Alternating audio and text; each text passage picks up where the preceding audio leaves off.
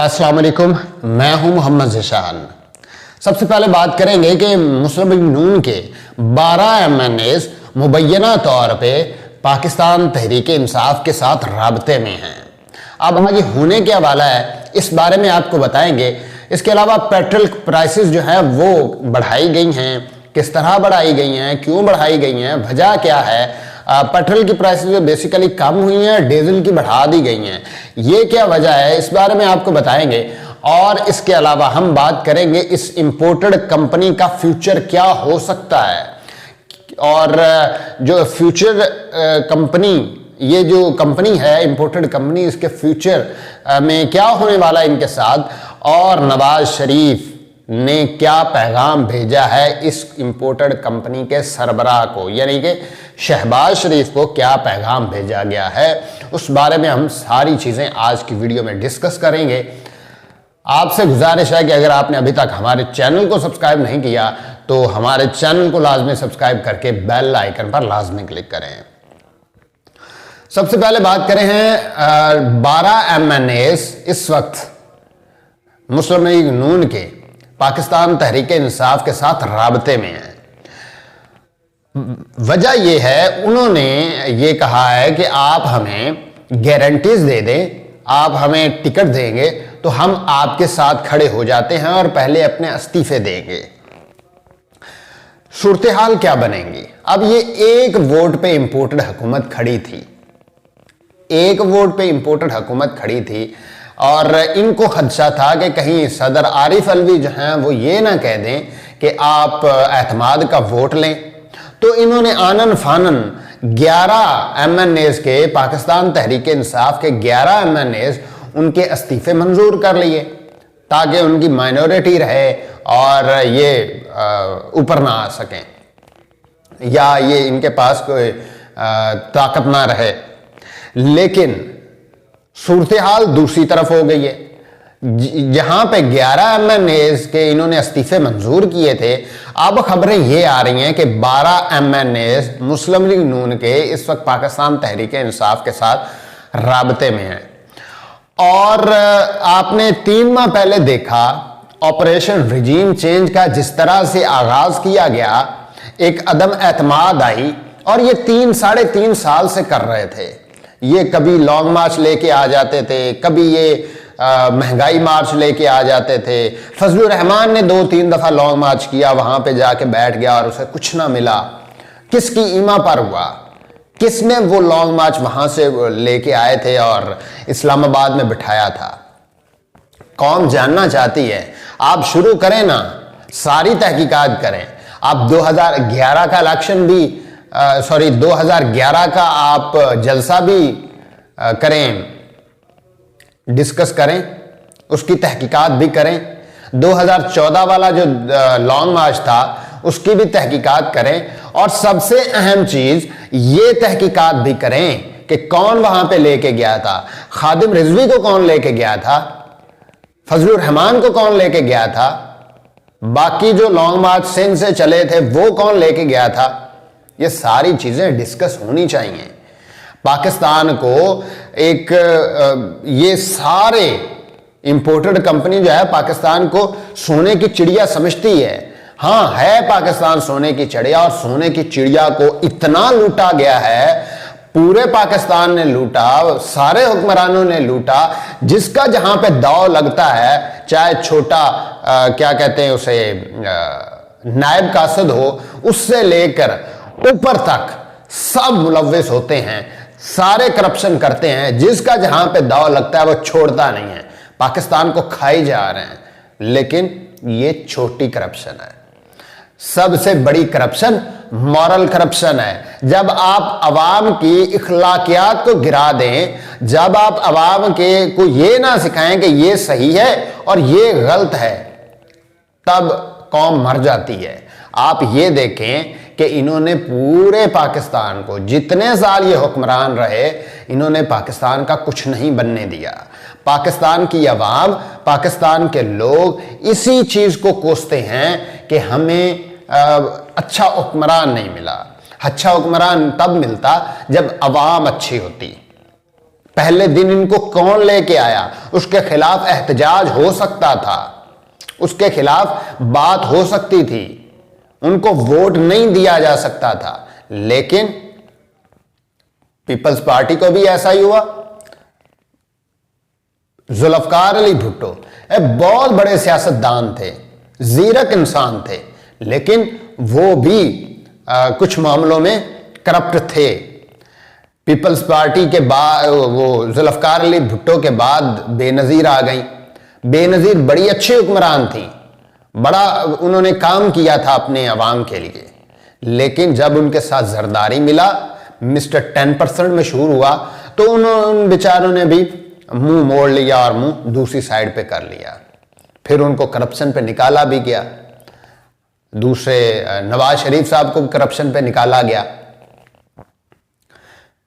12 अक्टूबर वाला आपको याद होगा वाकया, जनरल मुशर्रफ ने जो नवाज शरीफ की हुकूमत को बरतरफ किया था। क्यों? क्योंकि नवाज शरीफ जो है वो कू करना चाह रहे थे, लेकिन कू कर लिया जनरल मुशर्रफ ने। फिर आपने देखा पाकिस्तान पे 11 साल जनरल परवेज मुशर्रफ ने हुकूमत की, लेकिन एक तरफ तो पाकिस्तान को उसका नुकसान हुआ, पाकिस्तान के जो लोग हैं वो बड़े बेजार हुए। हमने दूसरे ममालिक की यानी कि अफगानिस्तान और अमेरिका की जो जंग थी उसमें हमने अपनी साइड कर ली अमेरिका के साथ। वहां पे डॉलर्स भी आना शुरू हुए, पाकिस्तान खुशहाली की तरफ भी जाना शुरू हो गया, यहां से लोग बाहर भी भेजे जाते थे। मुशर्रफ जो अमेरिका कहता था मुशर्रफ वो मान जाता था, लेकिन पाकिस्तान की अखलाकियात तब गिरा दी गई थी। पाकिस्तान के जो लोग थे, पाकिस्तान के बेहतरीन दिमाग जो थे, उनको बाहर भेज दिया गया, अमेरिका के हवाले कर दिया गया। बल्कि आपको अफगानिस्तान में गुएंतानामो बे जो जेल थी उसमें रखा गया, बड़ा जुल्म किया। फिर ये दो हुक्मरान आ गए, पहले आसिफ अली जरदारी आ गए, फिर नवाज शरीफ आ गए और इन्होंने बहुत लूटा। ये तो वो चीज थी 2008 से पहले वाले जो सारे करप्शन के केसेस थे वो परवेज मुशर्रफ ने खत्म कर दिए। अब ये जो सारे केसेस चल रहे हैं ना, ये इनके 2008 के बाद के केसेस हैं, ये पहले के केसेस नहीं हैं। पहले के केसेस इन्होंने खत्म करवा लिए थे जनरल मुशर्रफ से, जो NRO 1 दिया था। अब मसला क्या था इमरान खान से? इमरान खान से ये मांगते थे NRO इस वजह से मांगते थे कि हमारे केसेस खत्म कर दें, हमें क्लीन चिट दे दे। वो दे नहीं रहा। फिर मेरा एस्टिमेट ये कहता है, मेरा गलत भी हो सकता है, लेकिन मेरे एस्टिमेट के मुताबिक जब इमरान खान ने नहीं दिया तो कुछ ताकतवर हलकों के हाथों से इन्होंने हैंडशेक किए और फिर इन्होंने प्लानिंग की कि इमरान खान को निकाल के अपने आप को NRO 2 दें, अपने सारे केसेस खत्म करें और उसके बाद फिर जो भी होगा, जो भी मामलात होंगे वो देखेंगे। ये हुआ है। एक ऐसी हुकूमत जो 6% पे ग्रो कर रही थी, पाकिस्तान की जो दौलत थी वो 6% से ज्यादा हो रही थी हर साल, उससे पिछले साल 5.64 और इस साल जब हुकूमत गिराई गई 3 माह पहले तो 6% पे इंडिकेटर बता रहे थे, लेकिन उसके बावजूद इन्होंने खत्म की हुकूमत। चले, ये तो एक तरफ बात निकल गई। हम बात कर रहे थे कि जो नवाज शरीफ के MNAs हैं, 12 MNAs वो इस वक्त राबते में हैं, पाकिस्तान तहरीक इंसाफ के साथ राबते में हैं और वो किसी भी वक्त इस्तीफे दे सकते हैं। ये तो आप लिख लें।